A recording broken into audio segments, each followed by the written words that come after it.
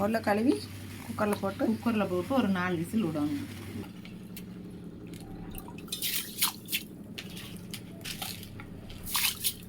தக்காளி பழம் ஒன்று போடுறீங்களா? ஒரு தக்காளி போடணும். கொஞ்சோண்டு மஞ்சள் போடு.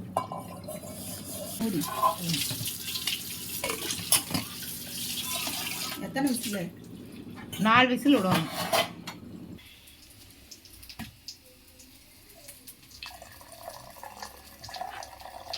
போதும். ஊற்றியா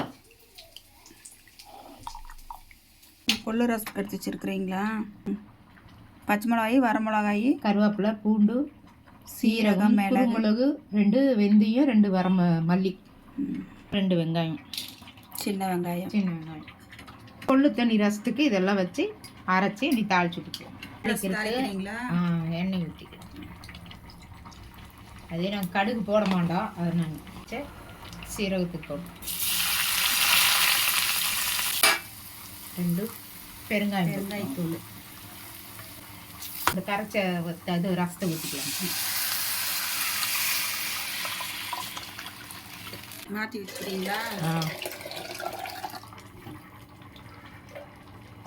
லைட்டாக ஒரு கொதி வந்தால் போதும். ரசம் இறக்கி வச்சுட்டேன். சூப்பரான கொள்ளு ரசம் ரெடி ஆயிடுச்சு. மல்லித்தலை 2 போட்டுக்கலாம். இது சளி எல்லாத்துக்கும் ரொம்ப நல்லதுங்க.